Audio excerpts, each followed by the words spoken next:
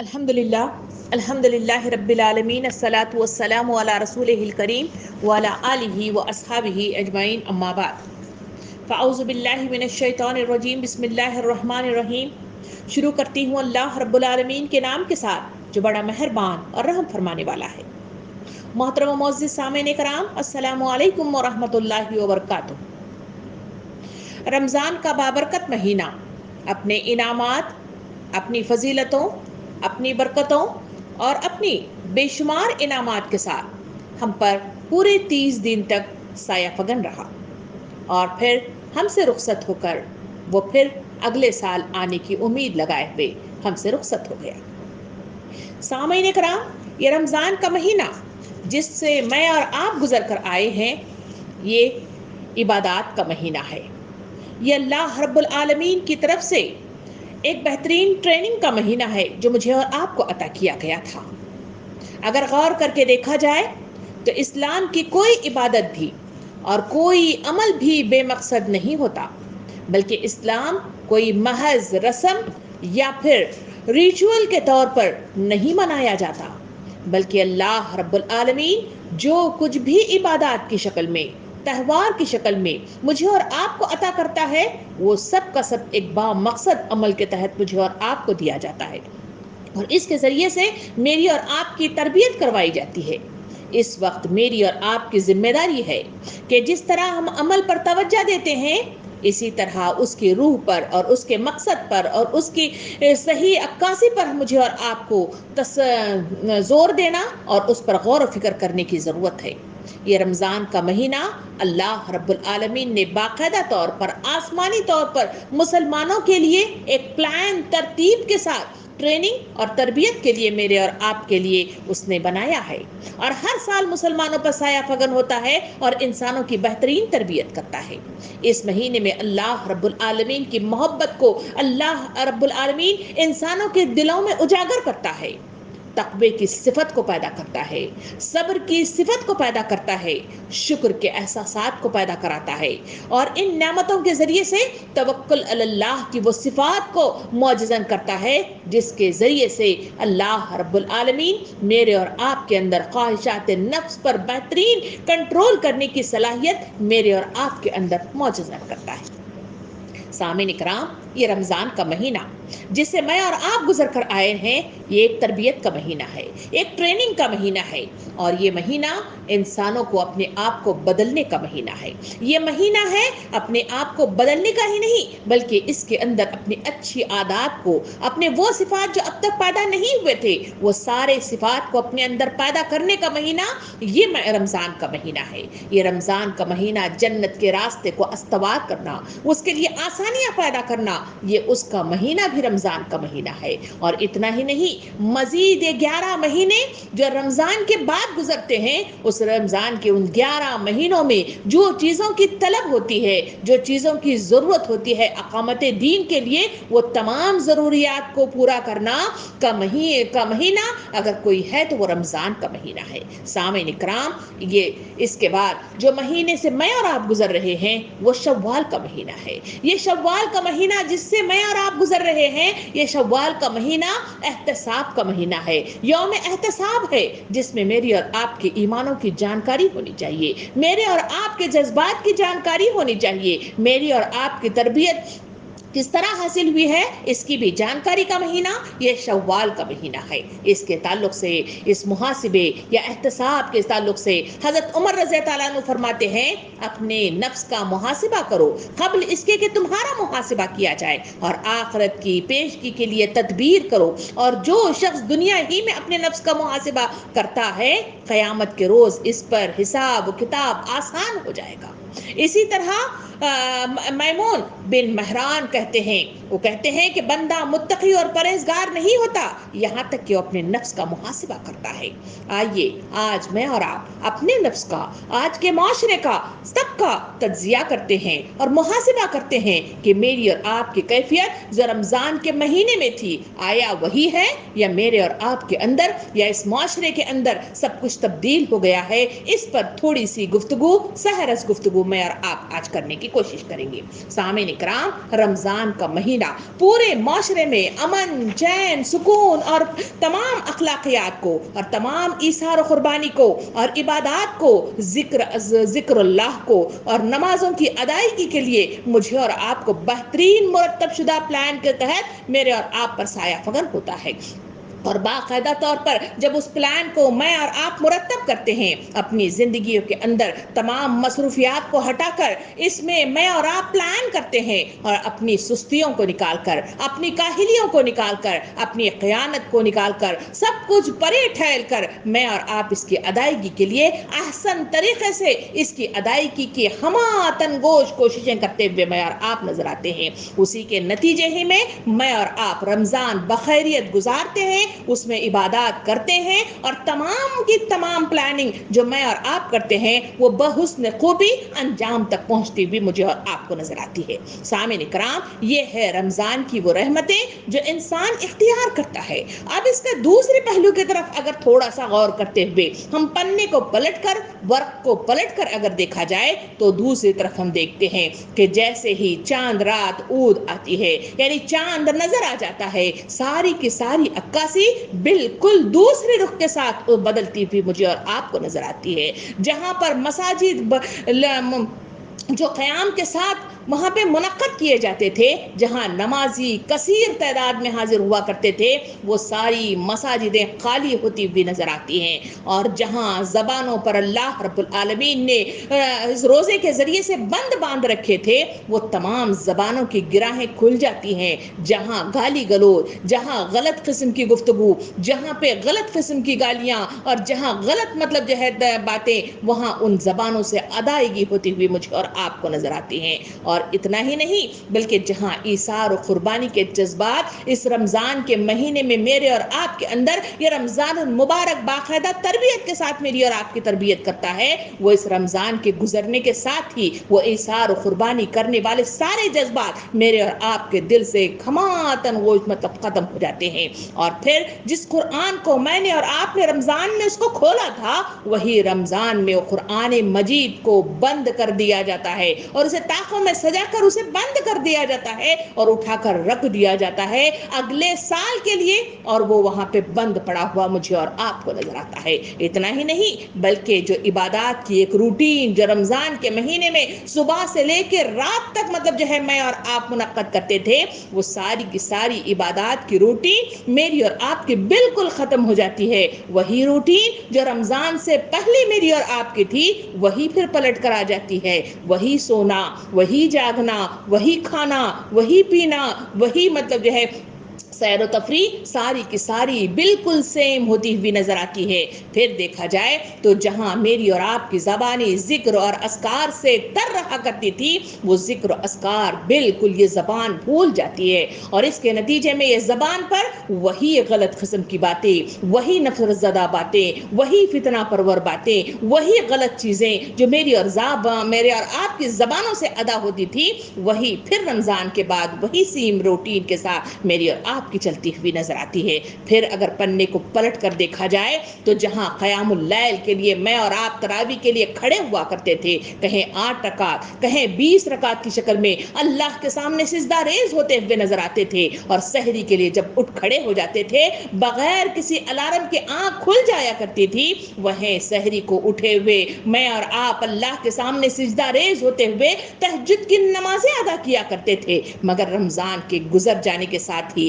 میری اور آپ کی آنکھوں میں نیند بھر آئی، اور اس کے بعد وہی خواب خرگوش دیے ہوئے میں نے اور آپ نے وہ تہجد کی نمازوں کو بالکل بھلا دیا، اور بالکل وہ روٹین ختم ہو گئی۔ اور جس رمضان میں میرے اور آپ کے ٹی وی پر پردے پڑے ہوئے تھے، اور اس کے نتیجے میں ٹی وی بند تھا، ناچ گانا بند تھا، غلط چیزیں گھر کے اندر آنا ممنوع ہو گیا تھا، مگر رمضان کے گزرنے کے ساتھ ہی، چاند رات کے ساتھ ہی ہم نے ٹی وی کے پردوں کو ہٹا دیا گیا۔ اسی کے نتیجے میں اس میں فلمیں آنے لگی، اس میں گندے ناچ ناچے جانے لگے، گندے گانے مطلب جو ہے سماعت کیے جانے لگے، اور معمول کی روٹین بالکل ختم ہو کر پھر ویسی تھی ویسی ہو گئی۔ ایک چاند کے دیکھنے کے بعد میں نے اور آپ نے تقوی کا لبادہ اوڑھ لیا، اور پھر دوسرے چاند کے نظر آنے کے ساتھ ہی وہ لبادہ جو میں نے اور آپ نے اوڑھ رکھا تھا بالکل اسے اتار کر پھینک دیا اور پھر ویسے کے ویسے ہی ہو گئے۔ سامعین کرام، اس کی مثال تو قرآن مجید سورہ بقرہ آیت نمبر 269 میں بڑے اچھے انداز میں دیتا ہے۔ کہتا ہے کہ مثال ایسی ہے جیسے ایک چٹان تھی جس پر مٹی کی تہ جمی ہوئی تھی، اس پر جب زور کی بارش ہوئی تو ساری مٹی بہہ گئی اور صاف چٹان کی چٹان رہ گئی۔ ایسے لوگ اپنے نزدیک خیرات کر کے جو نیکی کماتے ہیں اس سے کچھ بھی ان کے ہاتھ نہیں آتا۔ کتنی بہترین مثال ہے جو اللہ رب العالمین دیتا ہے کہ رمضان ٹریننگ کا مہینہ تھا، رمضان تربیت کا مہینہ تھا، رمضان انسانوں کے بدلنے کا مہینہ تھا، رمضان تو مجھے اور آپ کے اندر اچھی صفات کو موجزن کرنے کا مہینہ تھا، مگر میں نے اور آپ نے جس انداز سے اس کو قبول کیا اور اس میں اس روٹین کو میں نے اور آپ نے بدل کر رکھ دیا تو اس کے نتیجے میں میری اور آپ کی وہ ساری عبادات جو میں نے اور آپ نے کی تھی وہ ساری کی ساری ضائع ہو گئی، وہ میرے اور آپ کے کھاتے میں کچھ نہیں آئی۔ اسی وجہ سے تو نبی کریم صلی اللہ علیہ وسلم نے حدیث مبارکہ میں یوں ارشاد فرمایا، بہت سارے روزے دار ایسے ہوتے ہیں جنہیں سوائے بھوک پیاس کے کچھ حاصل نہیں ہوتا، اور بہت سارے رت جگے ایسے ہوتے ہیں جنہیں سوائے رت جگے کے کچھ حاصل نہیں ہوتا۔ کیا میری اور آپ کی زندگی کا یہی معمول ہے؟ کیا میرے اور آپ کے اس معاشرے کے اندر جو کثیر تعداد میں مسلمان جو رمضان کے مہینے سے گزر رہے تھے، کیا ان کا انداز کریمہ یہی ہے؟ اگر یہی ہے تو مجھے اور آپ کو حدیث مبارکہ میں نبی کریم صلی اللہ علیہ وسلم نے یوں ارشاد فرمایا کہ جو شخص رمضان کی عبادت کرتا تھا اسے معلوم ہو جانا چاہیے کہ رمضان ختم ہو گیا ہے اور گزر گیا ہے، اور جو اللہ رب العالمین کی عبادت کرتا تھا اسے معلوم ہو جانا چاہیے کہ اللہ رب العالمین زندہ و جاوید ہے، کبھی بھی نہ اسے موت آتی ہے اور نہ کبھی بھی اسے اونگ آتی ہے۔ سامعین کرام، یہ ہے وہ اللہ رب العالمین جس کی اتباع کرنے کی، جس کے آگے جھک جانے کی، جسے اقامت دین کے قیام کے لیے جو مجھے اور آپ کو مبعوث کیا گیا ہے وہ تمام کام کے کرنے کی ٹریننگ مجھے اور آپ کو دینے کے لیے اللہ رب العالمین نے باقاعدہ طور پر پلان رکھا، مگر میں نے اور آپ نے ان تمام کوششوں میں یہی سب کچھ گنوا کر رکھ دیا۔ قرآن مجید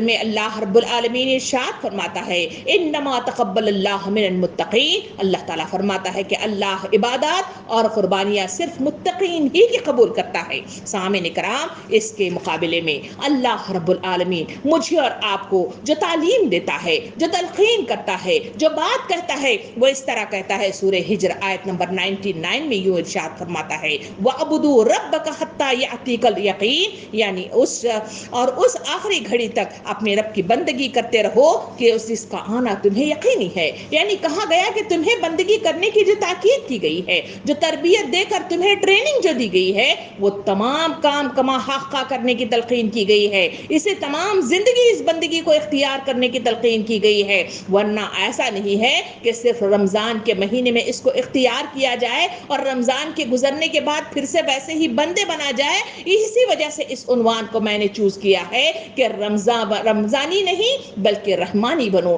مجھے اور آپ کو رمضانی نہیں بننا ہے، رمضان کے اس قیام میں ویسا تقوی اختیار کرتے ہوئے باقی کے سارے 11 مہینوں میں وہ طریقہ جو باطل کا طریقہ ہے، وہ طریقہ جو اللہ کو ناخوش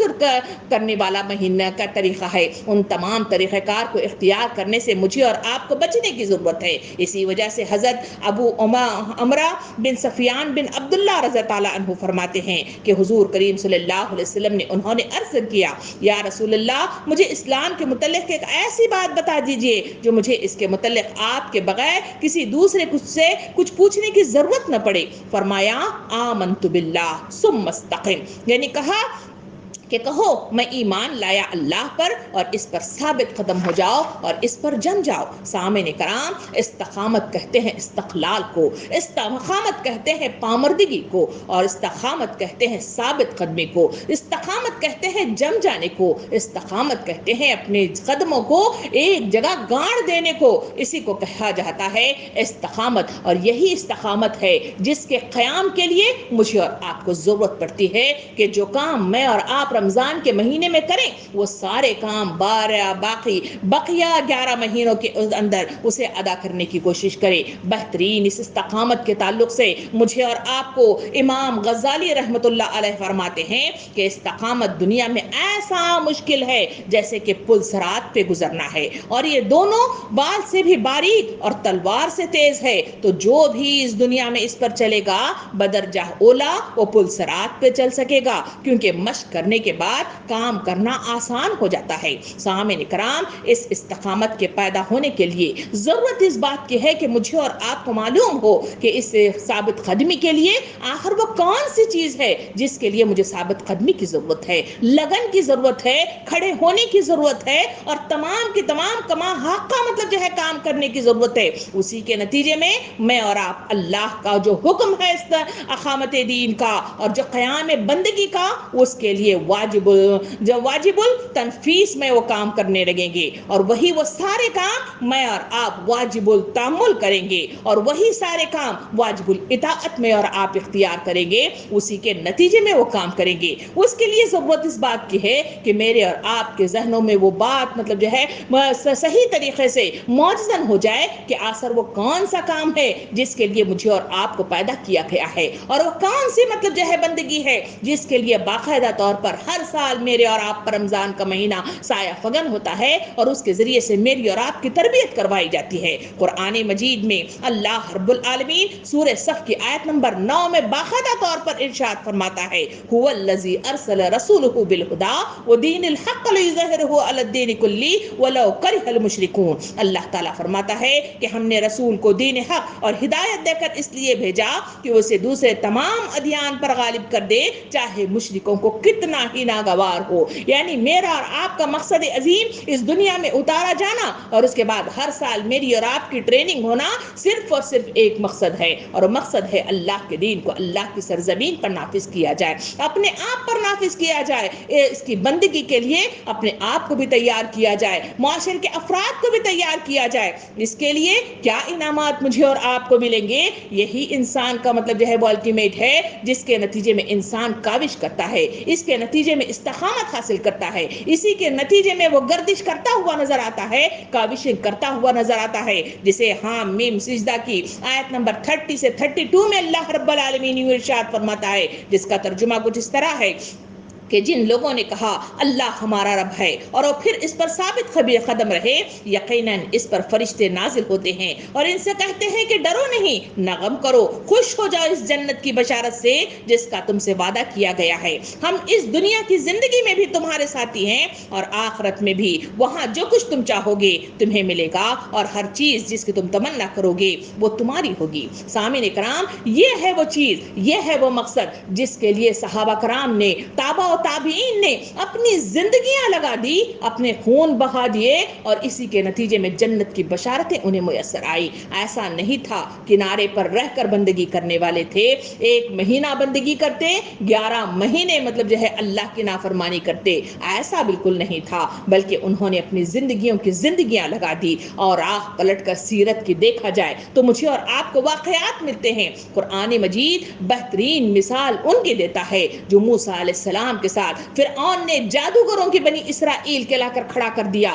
وہ چاہتا تھا کہ اس جادوگری کے ذریعے سے اپنا ظہور دکھائے، اس جادوگری کے ذریعے سے اپنا لوہا منوا سکے، اس لیے اس نے وہاں جادوگروں کو جمع کیا، اور جب معجزہ موسیٰ علیہ السلام مطلب جو ہے پھینکا گیا اور عصا کے ذریعے سے ساری کی ساری جادوگری کو ختم کر دیا گیا، اس وقت جادوگروں نے دیکھ لیا کہ یہ کوئی جادوگری نہیں ہے بلکہ یہ اللہ کی طرف سے عائد کردہ مطلب جو ہے ایک چیز ہے جو اللہ رب العالمین نے زمین پر بھیجی ہے۔ جیسا ہی یہ احساس ہوا وہ سجدہ ریز ہوئے، جبکہ یہی وہ وقت تھا جب فرعون نے انہیں مطلب جو ہے بند رکھا تھا اور انہیں منع کیا تھا، مگر اس کے باوجود وہ سجدے پر گر گئے۔ اور قرآن کہتا ہے کہ جب فرعون نے ان سے مخاطب ہو کے کہا کہ کیا میں نے تمہیں اجازت دی تھی کہ تم اس کی بندگی کرو، اور اگر تم اس کی بندگی کرو گے تو یاد رکھو کہ میں تمہیں تمہارے جسموں کو مختلف حصوں سے کاٹ کر پھینک دوں گا۔ اور جادوگروں کا جو جواب ہے قرآن مجید کہتا ہے، انہوں نے کہا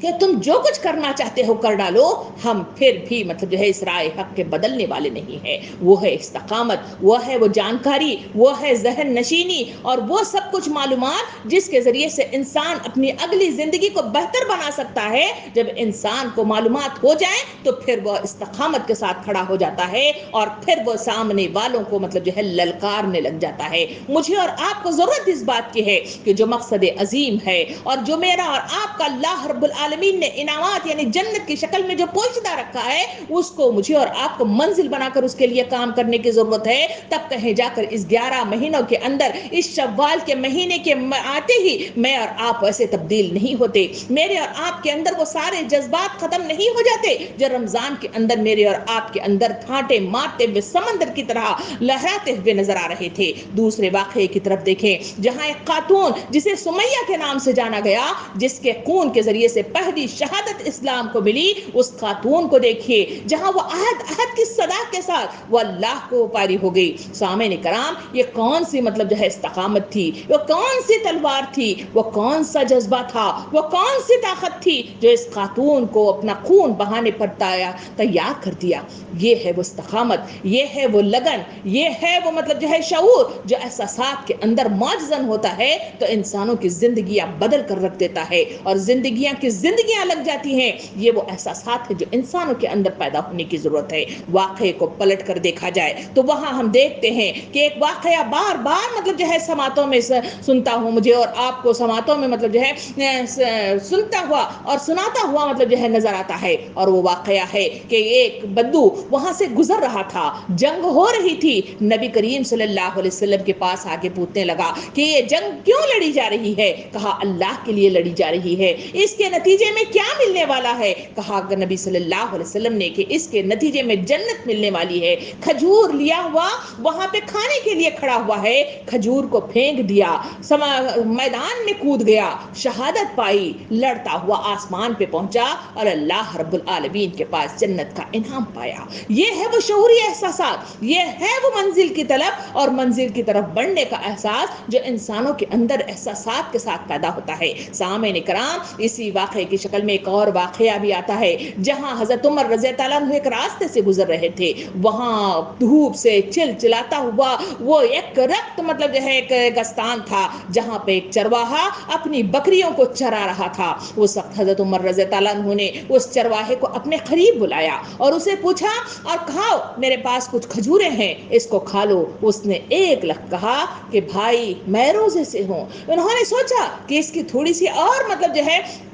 جانکاری کی لی جائے اور اس کو جانچا جائے، تو پھر انہوں نے کہا کہ اچھا آپ کی اتنی ساری بکریاں ہیں، ان بکریوں میں سے ایک بکری مجھے بھی فروخت کر دو، میں اس کے وسط میں خاطر خواہ رقم دینے کے لیے تیار ہوں۔ اس نے کہا کہ میں تو مطلب مالک کو مطلب جو ہے کچھ بھی بہانہ کر سکوں، مگر اس مالک کے حقیقی کیا جواب دوں گا جسے مجھے اور آپ کو جواب دہی دینا ہے، اس وجہ سے میں یہ کام نہیں کر سکتا۔ یہ وہ احساسات ہیں جو رمضان کا مہینہ میرے اور آپ کے اندر پیدا کروانا چاہتا ہے، یہ وہ جذبات ہیں جو میرے اور آپ کے اندر پیدا کرانا چاہتا ہے، یہ وہ میرا شعور ہے جو میرے اور آپ کے اندر پیدا کرانا چاہتا ہے۔ اسی کے لیے میری اور آپ کی تربیت کی جاتی ہے۔ سامعین کرام، یہ اندرونی تربیت ہے، ہمارے دل اور دماغ میں، علم و فکر میں، ہمارے جذبات اور احساسات میں، ہمارے اعمال و اخلاقیات میں اور ہمارے کردار اور سیرت کے اندر پیدا ہوتے ہیں۔ سامعین کرام، یہ تربیت انسانوں کو حاصل ہوتی ہے ارادوں کے عزائم سے، یقین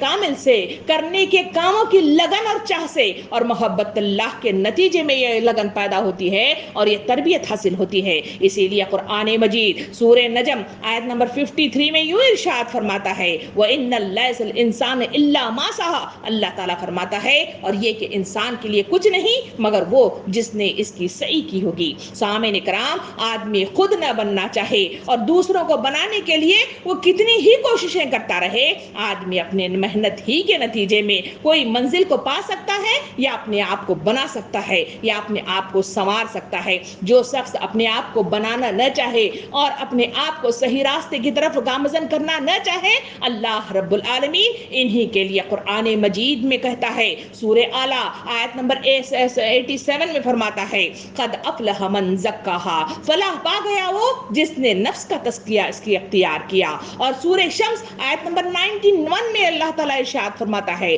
قد افلح من زکاہا، یقیناً فلاح پا گیا جس نے اپنے نفس کا تزکیہ کیا۔ سامعین کرام، یہ تزکیہ ارادوں کی تبدیلی کے نتیجے میں اور بیرونی محرکات کے نتیجے میں وہ تو مطلب پیدا کبھی نہیں ہو سکتا۔ بیرونی محرکات اگر دیکھا جائے تو رمضان کے مہینے میں مختلف عبادات تھی، کہیں زکوٰۃ کے نظم کے ذریعے سے، انفاق فی سبیل اللہ کے ذریعے سے اور صدقہ فطر کے ذریعے سے، اور کہیں عبادات یعنی قیام اللیل کے ذریعے سے، اذکار کے ذریعے سے، اعتکاف کے ذریعے سے، رجوع الی اللہ کے لیے مختلف قرآن کو بار بار پڑھنے کے نتیجے میں میرے اور آپ کے اندر پیدا کروانے کی کوششیں کی گئی۔ مگر یہ تمام کوششیں بیرونی مددگار تو ثابت ہو سکتی ہیں، معاون تو ہو سکتی ہیں، مگر تبدیلی زندگی کے لیے یہ تمام محرکات، یہ تمام مطلب جو ہے چیزیں میرے اور آپ کے لیے کوئی بھی مطلب جو ہے معاون نہیں ہو سکتی۔ سامعین اکرام، سیرت کے اگر کتابوں کو پلٹ کر دیکھا جائے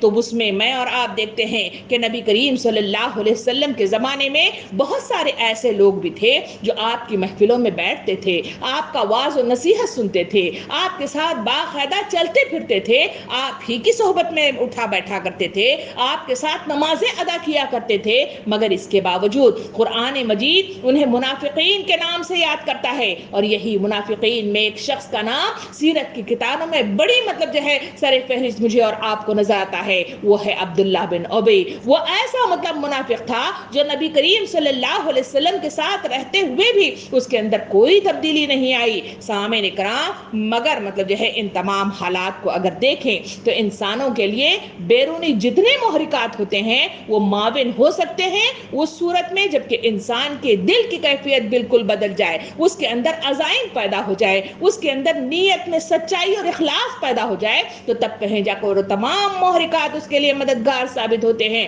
ورنہ بظاہر باہر سے آنے والے تمام محرکات اس کی ظاہری شکل کو تو بدل دیں گے، اس کی ظاہری مطلب جو ہے کوششوں کو تو مطلب جو ہے سامنے لے آئیں گے، مگر اندرونی طور پر اس کے اندر کوئی تبدیلی نہیں آئے گی۔ اسی وجہ سے سورہ قصص آیت نمبر 28 میں اللہ رب العالمین ارشاد فرماتا ہے، ترجمہ کو جس طرح ہے، اے نبی صلی اللہ علیہ وسلم تم جسے چاہو اسے ہدایت نہیں دے سکتے۔ سامعین اکرام، یہ اللہ کا قانون ہے کہ اس کے تحت ہی لوگوں کو توفیق اللہ رب العالمین بخشتا ہے، اور توفیق کا انحصار انسان کے اپنے ارادے پر منحصر ہے، اس کی اپنی خواہش پر منحصر ہے، اس کی اپنی نیت پر منحصر ہے۔ اسی لیے ہر آدمی سیدھا راستہ اختیار نہیں کر سکتا۔ سامعین کرام، ایک فرد کے نزدیک جس کی جتنی قدر و قیمت ہوتی ہے وہ اسی کے لیے اتنی ہی تقویٰ کرتا ہوا نظر آتا ہے، اتنی ہی محنت کرتا ہوا نظر آتا ہے۔ یہ کاوشیں زندگی کو اللہ کے راستے میں کھپانے کے لیے، جنت کی طلب کرنے کے لیے، جہنم سے بچنے کے لیے ہیں۔ سامعین کرام،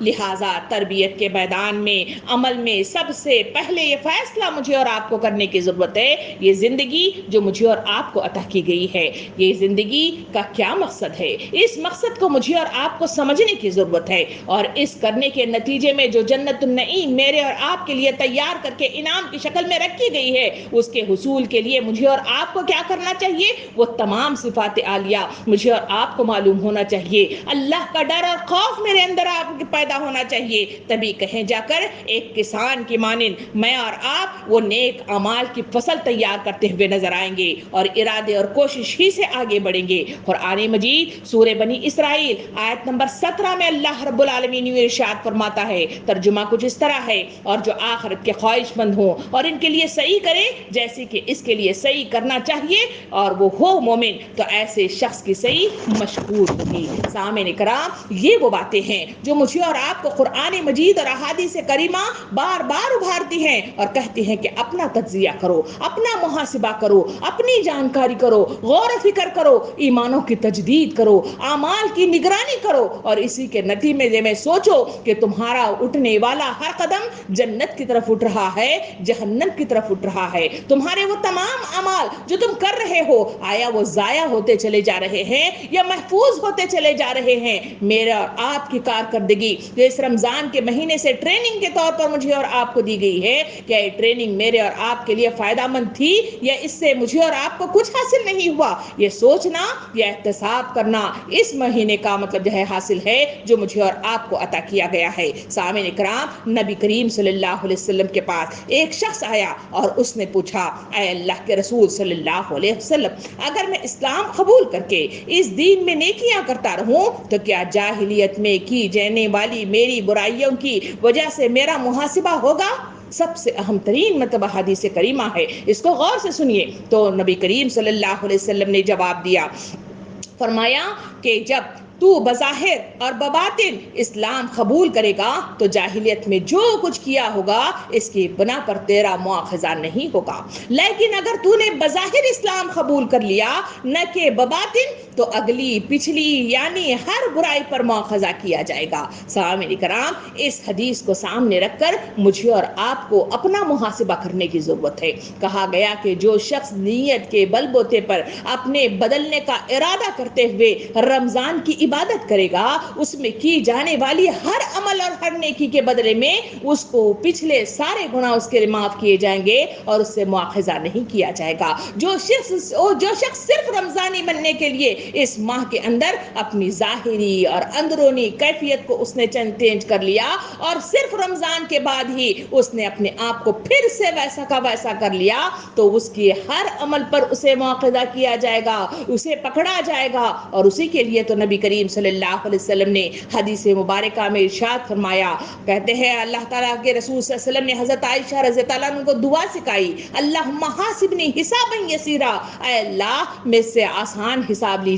حضرت عائشہ رضی اللہ عنہ نے پوچھا کہ آسان حساب کیا ہے؟ اس وقت نبی کریم صلی اللہ علیہ وسلم نے ارشاد فرمایا، عائشہ سنو، جو شخص نامہ اعمال لیے ہوئے وہاں پہ حاضر ہوگا اس وقت اللہ رب العالمین اس کے کتاب اعمال کو اٹھائے گا اور اس میں سے ایک ایک پنے کو پلٹتے ہوئے ایک ایک عمل پر نظر ثانی کرنا شروع کر دے گا تو پھر وہ شخص ہلاک ہو گیا، وہ شخص ہلاک ہو گیا، وہ شخص ہلاک ہو گیا۔ یہ کہتے ہوئے نبی کریم صلی اللہ علیہ وسلم زار و قطار رونے لگے اور پھر فرمایا، عائشہ دعا کرو اللہم حاسبنی حسابا یسیرا، یعنی وہ شخص جو نامہ اعمال لے کر حاضر ہو گیا اور اللہ رب العالمین اس کی نامہ اعمال کی کتاب کو اپنے ہاتھ میں پکڑے اور صرف مطلب جو ہے ایک نظر اسے دیکھ کر اسے کہہ دے کہ ارجی الی ربک، تو وہ کامیاب ہو گیا، وہ کامیاب ہو گیا، وہ کامیاب ہو گیا۔ سامعین کرام، مجھے اور آپ کو نیتوں کا اپنا جائزہ لینا ہوگا، اس کے مطابق اپنے آپ کی جانکاری کرنی ہوگی، اسی کے مطابق شعور کو بیدار کرنا ہوگا۔ اسی وجہ سے تو نبی کریم صلی اللہ علیہ وسلم نے ارشاد فرمایا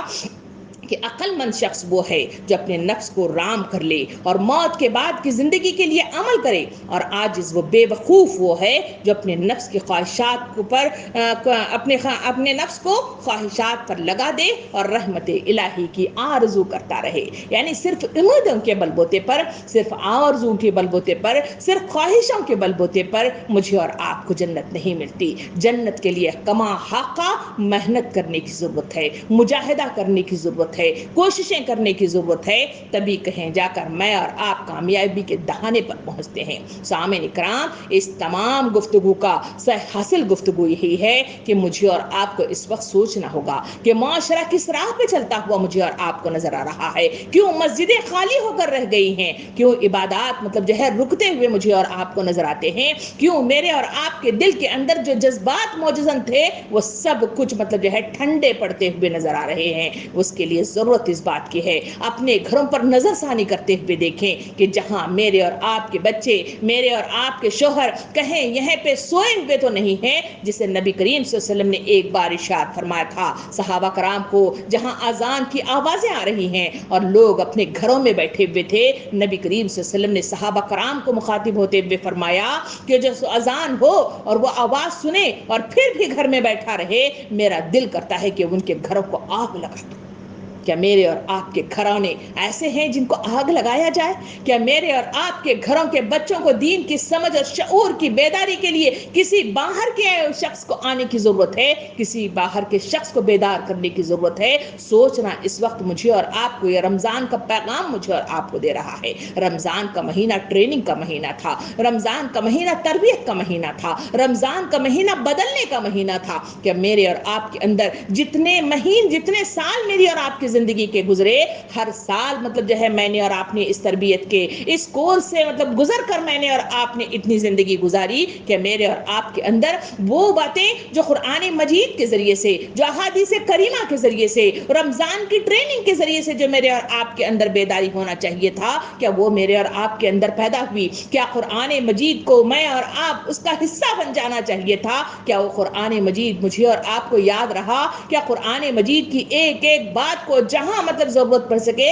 اس کا جواب دینے کے لیے میں اور آپ تیار ہیں؟ کیا اس کا پیغام پہنچانے کی مطلب سکت میں اور آپ رکھ سکتے ہیں؟ یہ سوچنا اس وقت کی ضرورت ہے، اس وقت دیکھنے کی ضرورت ہے۔ اس قیام کے ذریعے سے جہاں میں اور آپ اللہ کے قرب کا ذریعہ تلاش کر رہے تھے، کیا اس تلاش میں میرے اور آپ کے اندر توکل پیدا ہوا؟ اس توکل کے نتیجے میں میرے اور آپ کی ایمان کی کیفیت بڑھتی ہوئی نظر آئی؟ کیا ایسا ہے؟ اگر ایسا ہے تو اللہ کا شکر ادا کرنا چاہیے۔ اگر ایسا نہیں ہے تو میرے اور آپ کو سمجھ جانا چاہیے کہ رمضان کی عبادات میرے اور آپ پر کوئی اثر انداز نہیں ہوئی۔ انسان اس رمضان کے اندر جتنی بھی کوششیں کرتا رہا وہ کچھ مطلب جو ہے حاصل نہیں ہوا، بلکہ وہی مطلب حال رہا، وہی حدیث کریمہ کہ بہت سارے روزے دار ایسے ہوتے ہیں جنہیں سوائے بھوک پیاس کے کچھ حاصل نہیں ہوتا، اور بہت سارے رت جگے ایسے ہوتے ہیں جنہیں سوائے رت جگے کے کچھ حاصل نہیں ہوتا۔ میرا جاگنا، آپ کا جاگنا کچھ حاصل نہیں ہوا۔ میرا روزہ رکھنا، بھوک پیاس سے رک جانا، سوائے مطلب جو ہے افطاریوں کے جو مختلف انواع و اقسام سے سجا دیے گئے تھے،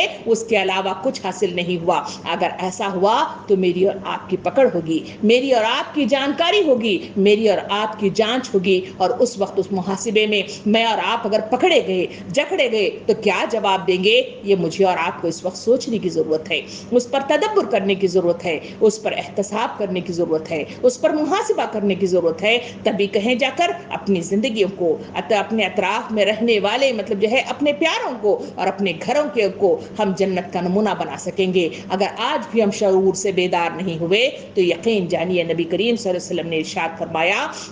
کہ موت تمہاری سانسوں سے زیادہ قریب تر ہے، اور یہی حق ہے کہ موت کب آئے گی، کب جکڑ لے گی، اور کب مطلب جو ہے کھینچ کر اللہ رب العالمین کے سامنے لے جا کر پٹک دے گی، یہ مجھے اور آپ کو نہیں معلوم۔ کئی ایسے لوگ تھے جو رمضان کی ابتدا میں تھے، اینڈنگ تک وہ اس رمضان میں اس دنیا میں نہ رہے۔ کئی ایسے لوگ تھے جو رمضان کی آرزو لیے ہوئے شعبان میں دعائیں کر رہے تھے، انہیں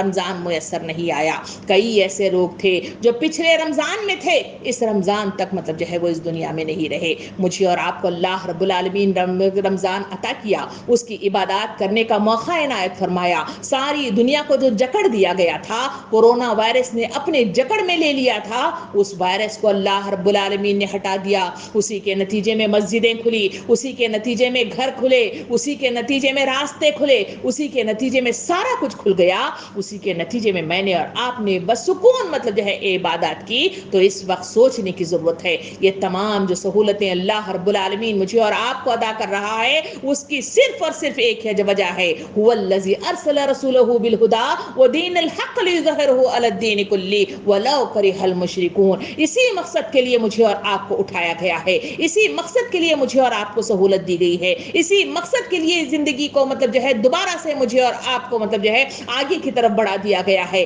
ورنہ اللہ رب العالمین چاہے تو ایک جھٹکے میں اپنے پاس بلا لے۔ اگر اللہ رب العالمین چاہے مجھے اور آپ کو وہ سخت ختم کر دے جس کی بنا پر میں اور آپ کئی ایسے لوگ ہیں جو